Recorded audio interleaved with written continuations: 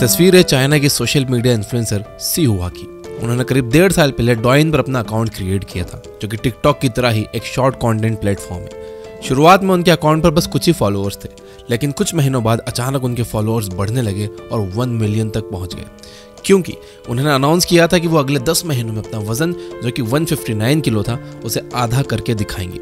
फिर क्या था, इंस्टेंट रिजल्ट की शौकीन करंट जनरेशन उन्हें फॉलो करने लगी। अपने इस वादे को पूरा करने के लिए सी हुआ ने न केवल विगरस वर्कआउट रूटीन फॉलो किया, बल्कि अपनी डाइट भी काफ़ी कम कर दी। एवरीथिंग इज पॉसिबल के मोटो के साथ सी हुआ ने 2 महीनों में ही अपना वजन 27 किलो कम करके दिखा दिया। अब सी हुआ फेमस हो चुकी थी, उसके फॉलोअर्स और बढ़ गए थे। वेट लॉस और फिटनेस से जुड़ी कंपनीज उन्हें अप्रोच करने लगी थी। वेट लॉस कैंप्स, सेमिनार्स और प्रोग्राम्स के उन्हें फ्री पासेस मिलने लगे। केवल 21 साल की उम्र में सी हुआ फेम को एंजॉय करने लगी थी। ये फेम उसे और ज्यादा वेट लॉस करने के लिए मोटिवेट कर रहा था।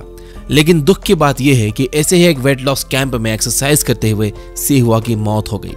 डॉक्टर्स का कहना था कि एक्सेसिव फैटिग और नेगेटिव एनर्जी बैलेंस के कारण सी हुआ के शरीर के बहुत से ऑर्गन्स डैमेज हो गए थे, जिसके कारण उसकी मौत हो गई। ये शॉकिंग इंसिडेंट्स कहीं ना कहीं हमें यह याद दिलाता है कि फेम के पीछे भागते भागते कैसे सोशल मीडिया इन्फ्लुएंसर्स अपने फिजिकल, मेंटल और इमोशनल हेल्थ को कॉम्प्रोमाइज कर रहे हैं, और उन्हें फॉलो करने वाले हम सब भी कहीं ना कहीं अपनी आंखें बंद करके उसी राह पर चल रहे हैं। इसलिए आज के सिनेरियो में यह बहुत ज़रूरी है कि हम सभी सोशल मीडिया और उससे जुड़े इन्फ्लुएंसर्स की लाइफ का असली सच जान लें।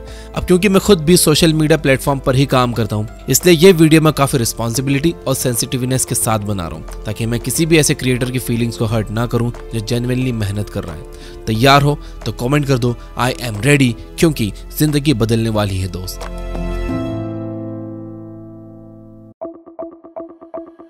सबसे पहले समझते हैं कि आखिर एक इन्फ्लुएंसर होने का मतलब क्या है। अगर हम ऑक्सफोर्ड डिक्शनरी की क्लासिकल डेफिनेशन देखें तो वो कहती है कि an influencer is a person who plays an active role in shaping the opinions of others through his expertise, popularity और रेपुटेशन। यानी एक ऐसा पर्सन जो अपनी एक्सपर्टीज, पॉपुलैरिटी और सोशल रेपुटेशन के थ्रू लोगों की सोच को बदल सके। पर अफसोस, आजकल के ज्यादातर सोशल मीडिया इन्फ्लुएंसर्स क्या कर रहे हैं, बस लग्जरी दिखा रहे हैं, उल्टे सीधे क्रिंज कंटेंट बना रहे हैं, बिना किसी एक्सपर्टीज के लोगों को सलाह बांट रहे हैं और एक दूसरे पर भद्दे मजाक और ऑन स्क्रीन गालियां देकर लोगों को एंगेज कर रहे हैं। एक तरह से ये सब इन्फ्लुएंसर कम है और एंटरटेनर्स ज्यादा है, क्योंकि इन्फ्लुएंसर बनना एक रिस्पॉन्सिबिलिटी का काम है। आपके पास सोसाइटी के मेंटालिटी को चेंज करने की ताकत है, और इस ताकत का गलत इस्तेमाल करने का मतलब है अपने फॉलोअर्स को धोखा देना। पिछले कुछ सालों में इन्फ्लुएंसर इंडस्ट्री इतनी ज्यादा बूम हुई है कि हर 2 घर छोड़कर आपको कोई ना कोई सोशल मीडिया इन्फ्लुएंसर मिल ही जाएगा। मॉमी व्लॉगर से लेकर family vlog, travel vlog, fashion vlog, लोग तरह तरह का कंटेंट बना रहे हैं। सब कुछ दूर से देखने में एकदम परफेक्ट लगता है, लेकिन इस परफेक्शन के पीछे कई सारे डार्क सीक्रेट्स हैं, जिन्हें आज हम एक एक करके डिस्कस करने वाले हैं। Number 1, the fake illusion. क्या कभी किसी इंस्टाग्राम हैंडल या यूट्यूब चैनल के कंटेंट को देखकर आपको लगा है कि यार इसके इतने फॉलोअर्स कैसे हो गए? तो इसका जवाब है पैसे देकर। आपको यकीन नहीं आ रहा तो YouTube पर टाइप करो how to increase followers instantly. आपको बहुत सी ऐसी वीडियोस मिल जाएंगी जो 5-10 हज़ार में 10,000, 20,000, यहाँ तक कि 1 लाख फॉलोअर्स भी दिला देंगी। लेकिन ये सभी फॉलोअर्स फेक होते हैं, ज़्यादातर बॉट यानी कि कंप्यूटर जनरेटेड फॉलोअर्स होते हैं। आज बहुत से लोग सोशल मीडिया पर पेड फॉलोअर्स, लाइक्स और व्यूज़ खरीद रहे हैं, क्योंकि social media is all about the numbers. जिसके जितने ज़्यादा फॉलोअर्स, लाइक्स और व्यूज़ होंगे, उसके कंटेंट को उस प्लेटफॉर्म के सर्च इंजन में उतनी ऊपर रैंकिंग मिलेगी, और उस इन्फ्लुएंसर को उतने ज़्यादा एड्स और ब्रांड डील्स मिलेगी। लेकिन मेरा फेवरेट इन्फ्लुएंसर तो ऐसा नहीं करता। अगर आप भी ऐसा सोच रहे हो तो ज़रा क्लाउड सर्विसेज और web hosting provider fast host की इस रिपोर्ट पर नजर डालिए, जिसके अकॉर्डिंग दुनिया में सबसे ज़्यादा फेक फॉलोअर्स काइली जेनर के हैं, जो कि कार्डेशियन फैमिली से बिलोंग करती है। अगर इतनी बड़ी सेलिब्रिटी ये कर सकती है तो आपका फेवरेट इन्फ्लुएंसर क्यों नहीं कर सकता? इसलिए सोशल मीडिया पर बस किसी का नाम देखकर उसे फॉलो मत करो, उसका काम देखकर उसे फॉलो करो, क्योंकि नाम का क्या है, वो तो आजकल पैसे देकर भी बन जाता है। ये तो हो गई फेक नंबर्स की बात। यहाँ सोशल मीडिया पर तो success stories, failure stories, struggles, emotions, relationships, लोग ना जाने क्या क्या फेक कर रहे हैं। अभी करीब 2 साल पहले एक फूड ब्लॉगर ने दिल्ली में एक ओल्ड कपल के ढाबे का वीडियो पोस्ट किया था। इस वीडियो में वो ये बताते हुए नजर आया था कि कैसे ये लोग अपने सर्वाइवल के लिए मेहनत कर रहे हैं और वो इनकी मेहनत से कितने टच्ड है। इस वीडियो के बाद काफी लोग उनके ढाबे पर जाने लगे। कई और इन्फ्लुएंसर्स ने उन्हें टैग करना स्टार्ट कर दिया। बाबा का ढाबा नाम से फंड रेजिंग भी हुई, लेकिन बाद में पता चला कि बाबा के पास तो फंड रेजिंग का आधा अमाउंट भी नहीं पहुंचा, और जो लोग वीडियो देखकर उनके ढाबे पर आते थे उनमें से भी ज़्यादातर केवल फोटो खिंचवा कर चले जाते थे। इसलिए किसी भी इन्फ्लुएंसर के साथ इमोशनली अटैच होने से पहले आप ये ज़रूर याद रखो कि जिनके लिए आप घंटों अपना टाइम वेस्ट कर रहे हो उनके लिए आप केवल एक फॉलोअर हो। उससे ज़्यादा कुछ नहीं। ये सोशल मीडिया प्लेटफॉर्म उनका वर्क प्लेस है और रील्स और वीडियोस बनाना उनका काम। कोई भी यहाँ सोशल सर्विस नहीं कर रहा है, सब कुछ ना कुछ बेच रहे हैं। कोई प्राइवेसी बेच रहा है, कोई अपने लुक्स बेच रहा है, कोई प्रोडक्ट्स बेच रहा है, कोई अपने एक्सपीरियंस, तो कोई मोटिवेशन। और आप इन चीज़ों को अपना टाइम और इमोशंस के बदले ट्रेड कर रहे हो। यहाँ कुछ भी फ्री नहीं है, इसलिए इस फेक इल्यूजन से बाहर आओ। कुछ भी कंज्यूम करने से पहले ये सोच लो कि क्या वो वर्थ इट है। Number 2, luxury of date. Versace के जूते हैं, काली लंबी गाड़ी है, लड़कियों की लाइन लगी है, यार तेरा खिलाड़ी है। कुछ इसी तरह का एटीट्यूड आजकल हर इन्फ्लुएंसर पोर्ट्रे करने की कोशिश कर रहा है। ब्रांडेड कपड़े, मेकअप, महंगे लाइफस्टाइल, गाड़ियां, हर कोई ऐसे जी रहा है मानो उसकी लाइफ सबसे कूल है। और ऐसे इन्फ्लुएंसर्स को देखकर आपको अपने 9 to 5 जॉब किसी नर्क से कम नहीं लगती। आप अपने आप में छोटा और इन्फीरियर महसूस करने लगते हैं। लेकिन सच तो यह है कि जो चीज़ सोशल मीडिया पर आपको दिखती है उसकी असली कहानी कुछ और ही होती है। इंग्लैंड में रहने वाली 37 साल की सारा बार्लेट ने अपने एक पोस्ट में यह कबूल किया कि इंस्टाग्राम पर अपनी इन्फ्लुएंसर लाइफस्टाइल को मेंटेन करने के लिए उन्होंने अपने क्रेडिट कार्ड पर करीब $14,480 का कर्ज लिया। इंडियन रुपीस में कहें तो करीब 12.5 लाख रुपए। और इस दौरान सोशल मीडिया से उनकी नेट इनकम केवल $908 ही हुई, जिसका कारण उन्हें काफी स्ट्रेस और डिप्रेशन झेलना पड़ा। यहाँ तक कि उन्हें इस कंडीशन से बाहर निकलने के लिए काउंसलर की हेल्प भी लेना पड़ी। यानी सोशल मीडिया पर दिखने वाली ज्यादातर लग्जरीज उधार की होती हैं। कुछ लोग तो इस लग्जरी और दिखावे के लिए चोरी तक करने पर मजबूर हो जाते हैं।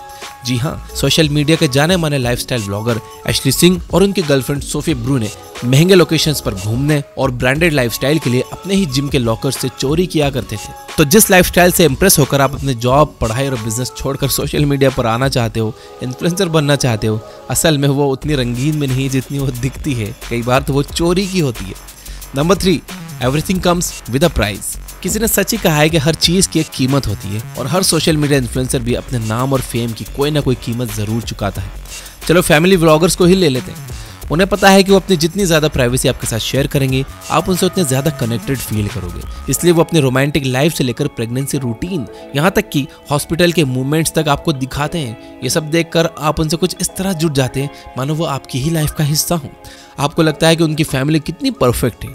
लेकिन क्या आपने कभी सोचा है कि 24 घंटे कैमरे के सामने रहना कैसा लगता है?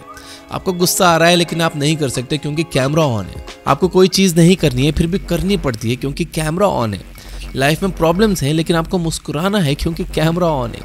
ये व्लॉगर्स ब्रश करने से लेकर सोने तक यानी कि एक तरह से अपनी पूरी लाइफ कैमरे के सामने जीते, और ऐसा डेली बेसिस पर करने से इनकी लाइफ एक अलग ही वर्चुअल मोड में चलने लगती है। सब कुछ स्क्रिप्टेड हो जाता है, क्या पहनना है, क्या रिएक्शन देना है, कहाँ जाना है। यहाँ तक कि छोटे छोटे बच्चे भी रटी रटाई बातें बोलने लगते हैं। इन सब से उनकी एक्चुअल फैमिली लाइफ डिस्टर्ब होती है। कई बार व्लॉगर्स खुद एडमिट करते हैं कि उनकी लाइफ में खालीपन महसूस होता है, और होगा भी क्योंकि 24 घंटे उनके ऊपर अच्छा बने रहने का प्रेशर होता है। केवल फैमिली व्लॉगर्स ही नहीं, चाहे कोई भी इन्फ्लुएंसर हो, हर किसी को फेम की प्राइस पे करनी पड़ती है। फैमिली व्लॉगर को अपनी प्राइवेसी कॉम्प्रोमाइज़ करनी पड़ती है। ट्रैवल व्लॉगर्स को कई बार पर्सनल लोन लेकर भी ट्रैवल करना पड़ता है। फैशन व्लॉगर्स को फैंसी चीज़ें परचेज करने के लिए मोटे पैसे खर्चने पड़ते हैं। फूड व्लॉगर्स को बाहर का खाना खा खाकर अपनी हेल्थ कॉम्प्रोमाइज़ करना पड़ती है। फाइनेंशियल व्लॉगर्स खुद पर लीगल एक्शंस का रिस्क उठाकर चलते हैं, और मेरे जैसे कंटेंट क्रिएटर्स अपने पर्सनल टाइम को सेक्रीफाइस करके कंटेंट बनाते हैं। इसलिए जो चीज़ें आपको अपनी मोबाइल स्क्रीन पर एकदम ईजी गोइंग लगती हैं, उसके पीछे बहुत से राज छुपे होते हैं, कुछ अच्छे तो कुछ बुरे। Number 4, the mental battle. Lee McMillan दुनिया की फेमस ट्रैवल व्लॉगर जो अपनी वैन लाइफ के लिए जानी जाती थी। उनके व्लॉग्स और रील्स देखकर आपको कभी भी विश्वास नहीं होगा कि इस 28 साल की नौजवान लड़की ने सुसाइड कर ली। उसे देखने वाले व्यूवर्स कभी अंदाजा भी नहीं लगा पाए कि अपने व्लॉग्स में हमेशा हंसने वाली, मेंटल हेल्थ के बारे में खुलकर बात करने वाली ली अपने अंदर इतना बड़ा मेंटल बैटल लड़ रही थी। इसी तरह इंडिया के one of the 3 famous food bloggers में से एक ईट कोची ईट वाले केरला के राहुल एनकुटी भी 3 नवंबर 2023 को अपने घर में फांसी के फंदे पर झूलते हुए पाए गए। इस इंसिडेंस के एक दिन पहले ही उन्होंने ड्राइव करते हुए चाय की चुस्की का वीडियो शेयर किया था। इस वीडियो को देखकर कोई नहीं कह सकता था कि ये शख्स अगले दिन खुदकुशी करने वाला है। इसी तरह छत्तीसगढ़ की लीना नागवंशी, उज्जैन के प्रियांशु जैसे ना जाने कितने ही ऐसे सोशल मीडिया इन्फ्लुएंसर्स हैं जिन्होंने डिप्रेशन, एंजाइटी और अकेलेपन के कारण सुसाइड कर लिया। यहाँ तक कि इंडिया के मोस्ट व्यूड और highly paid social media influencer carry Minati भी ये कहते हैं कि कई बार उन्हें लगता है कि काश वो कैरी मिनाती ना होकर अजय नागर ही रहते। मतलब जिन लोगों की लाइफ को देखकर आप अपनी लाइफ को कोसते रहते हो, उनकी खुद की लाइफ में कितने स्ट्रगल्स हैं वो आपकी सोच से भी परे है। Number 5, the ugly beauty standards. Korean glass skin. एक ही इस्तेमाल में पाएं गोरी निखरी त्वचा, ऐसे सभी वीडियोस के व्यूज किसी भी मोटिवेशनल या स्पिरिचुअल वीडियो से कहीं ज्यादा होते हैं, क्योंकि आज हर कोई परफेक्ट दिखना चाहता है, ट्रेंडिंग ब्यूटी स्टैंडर्ड्स में फिट होना चाहता है। लेकिन ये स्टैंडर्ड सेट किसने किए? ब्यूटी इन्फ्लुएंसर्स ने।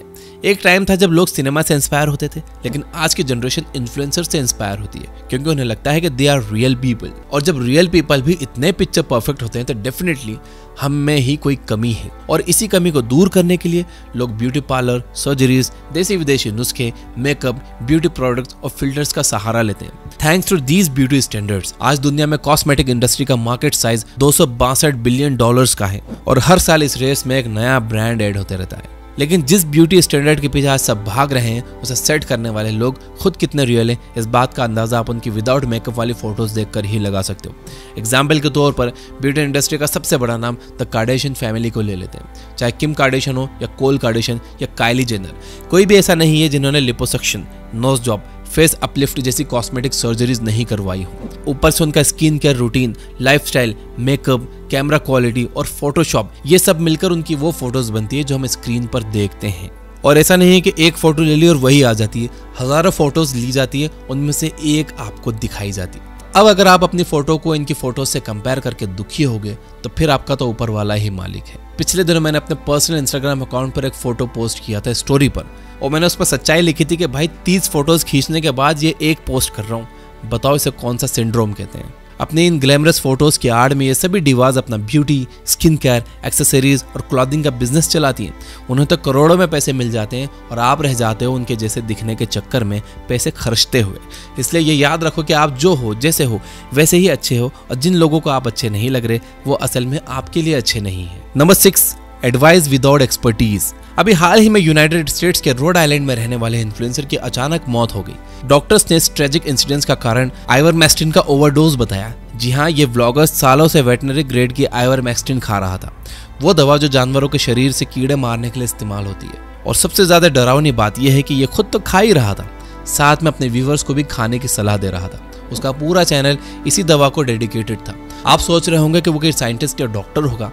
ना वो साइंटिस्ट था, ना ही कोई डॉक्टर, बस अपने एक्सपीरियंस से लोगों को इतनी खतरनाक एडवाइस दे रहा था। उसकी डेथ के बाद पता चला कि कई और भी लोग जो उसकी एडवाइस से ये दवा खा रहे थे, उन्हें भी इसके साइड इफेक्ट्स झेलने पड़े। इसी तरह 39 साल की रशियन इन्फ्लुएंसर ज़हाना सामसोनोवा अपने फुल वेगन डाइट के लिए अपने फैंस के बीच में फेमस थी। लाखों लोग उसे फॉलो करते थे, लेकिन सालों से सिर्फ फ्रूट्स, स्मूदीज और जूसेस की डाइट्स के कारण उसकी मौत हो गई। इंटरनेट ऐसे कई एग्जाम्पल से भरा पड़ा है जहां सोशल मीडिया पर लोग फिटनेस, वेलबींग, फाइनेंस और हेल्थ के एडवाइसेस बिना किसी एक्सपर्टीज और फैक्ट्स के बांटते रहते हैं। इसलिए सोशल मीडिया पर कुछ भी फॉलो करने से पहले एक बार एक्सपर्ट एडवाइस जरूर ले लो, या फिर ये देख लो कि जो एडवाइस दे रहा है वो क्वालिफाइड है भी या नहीं। सोशल मीडिया के फैक्ट्स को क्रॉस चेक करना उतना ही जरूरी है जितना किसी प्रोडक्ट को इस्तेमाल करने से पहले उसकी एक्सपायरी डेट देखना। Number 7, the celebrity syndrome. ये एक ऐसी कंडीशन है जब लोग फेम के इतने यूज्ड टू हो जाते हैं कि अगर वो कम होने लगे तो उनकी मेंटल हेल्थ सफर करने लगती है। जैसे किसी भी और एडिक्शन के केस में विड्रॉवल सिम्टम्स आते हैं, वैसे ही फेम के केस में भी होता है। लोग इसे बचाने के लिए किसी भी हद तक चले जाते हैं। Click baiting, manipulating, fake hookups and breakups जैसे कई तरीके अपनाने लगते हैं। यहाँ तक कि कई कपल्स कंटेंट को इंटरेस्टिंग बनाने के लिए प्रेगनेंसी तक प्लान करते हैं। बार बार फोन चेक करना, व्यूज देखना, फॉलोअर्स का नंबर देखना, स्टोरीज के व्यूज देखना, ये सब सेलिब्रिटी सिंड्रोम के सिम्टम्स हैं। और इस सिंड्रोम से ज्यादातर इन्फ्लुएंसर सफर कर रहे हैं। अभी हाल ही में ग्वालियर के ट्रिपल IITM में पढ़ने वाले हैदराबाद के स्टूडेंट दीना और केरला के इन्फ्लुएंसर अजमल शरीफ ने भी सुसाइड कर ली, क्योंकि वो अपनी पढ़ाई और करियर छोड़कर सोशल मीडिया पर आए थे और अब ना उन्हें चैनल पर ग्रोथ मिल रही थी और ना ही कोई नौकरी। तो ये चीज सोचने वाली है कि सोशल मीडिया पर आकर लोग खुद को सेलिब्रिटी समझने लगते हैं, लेकिन जब उनका सामना रियल वर्ल्ड से होता है तो उन्हें एहसास होता है कि वो कितने अहम है, और ये सदमा वो झेल नहीं पाते और सुसाइड जैसा एक्सट्रीम स्टेप उठा लेते हैं। इसलिए जो भी सोशल मीडिया पर फुल टाइम इन्फ्लुएंसर बनना चाहते हैं वो सोच समझ कर ही ये डिसीजन लें। Number 8, the brand deals. Vauld Singapore based एक क्रिप्टो करेंसी फर्म जिस पर लास्ट ईयर हमारे देश में लगभग $3.6 बिलियन के मनी लॉन्ड्रिंग चार्जेस लगे थे। इस प्लेटफॉर्म को हमारे देश के टॉप फाइनेंस इन्फ्लुएंसर्स ने प्रमोट किया था। उनकी सलाह मानकर हजारों लोगों ने उस पर पैसे लगाए थे, और जिस प्लेटफॉर्म को नो रिस्क की गारंटी के साथ प्रमोट किया जा रहा था वो 1 साल के अंदर ही लोगों के करोड़ों रुपए लेकर बैंकरप्ट डिक्लेयर हो गया। प्लेटफॉर्म ऑनर्स को तो अपने पैसे मिले, इन्फ्लुएंसर्स को अपना प्रमोशनल पेमेंट मिला, लेकिन आम आदमी को क्या मिला? टेंशन, डिप्रेशन और फाइनेंशियल लॉस। इसलिए किसी भी चीज़ पर केवल इसलिए भरोसा मत कर लो क्योंकि आपका फेवरेट इन्फ्लुएंसर उसे एंडोर्स कर रहा है, क्योंकि आजकल के ज़माने में इन्फ्लुएंसर जो अपने ड्यू डिलिजेंस का दावा करते हैं वो उस दौरान केवल खुद को ये यकीन दिला रहे होते हैं कि वो प्रोडक्ट अच्छा है ताकि आपको वो उसे कन्विंसिंग वे में बेच सके। तो किसी के ड्यू डिलिजेंस पर भरोसा करने से अच्छा है कि आप अपनी रिसर्च कर लो। यूट्यूब पर कुल 114 मिलियन चैनल्स हैं और इंस्टाग्राम पर 2.4 बिलियन एक्टिव यूजर्स। ऐसे में इन्फ्लुएंसर्स के लिए कंपटीशन इतना बढ़ गया है कि जो लोग सच में अच्छा कंटेंट बना रहे हैं वो इस भीड़ में कहीं गुम से हो गए। तो अगर आप सोशल मीडिया से कचरा साफ करना चाहते हो तो आपको उन कंटेंट क्रिएटर्स को अप्रिशिएट करना चाहिए जो जेन्युइन इन्फॉर्मेशन दे रहे हो या उनमें किसी तरह की क्रिएटिविटी हो, ताकि आप सोशल मीडिया इन्फ्लुएंसर्स के सैचुरेशन से बच सको और आने वाले टाइम में इन प्लेटफॉर्म पर क्वांटिटी की जगह क्वालिटी हो।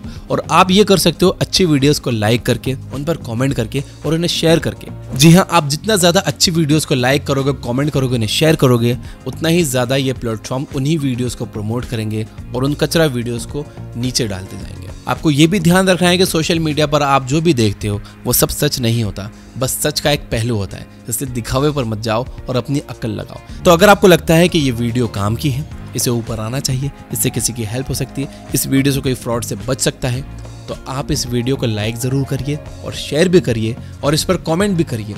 अगर आपको नहीं समझ में आ रहा है कि क्या कमेंट करें तो बस आप यस लिख दो और किताबों को अपनी ज़िंदगी का हिस्सा बनाओ। याद रखिए कि जिन लोगों के बीच आप रहते हो, जैसा कंटेंट आप कंज्यूम करते हो, वैसा ही आप सोचने लगते हो। तो अच्छा सोचने के लिए अच्छी किताबों को अपना दोस्त बनाओ। इसके लिए आप ये बुक ऐप डाउनलोड कर लो जहाँ पर आप 4 से ज़्यादा बुक्स को सुन सकते हो फ्री में, वो भी बिना किसी ऐड के।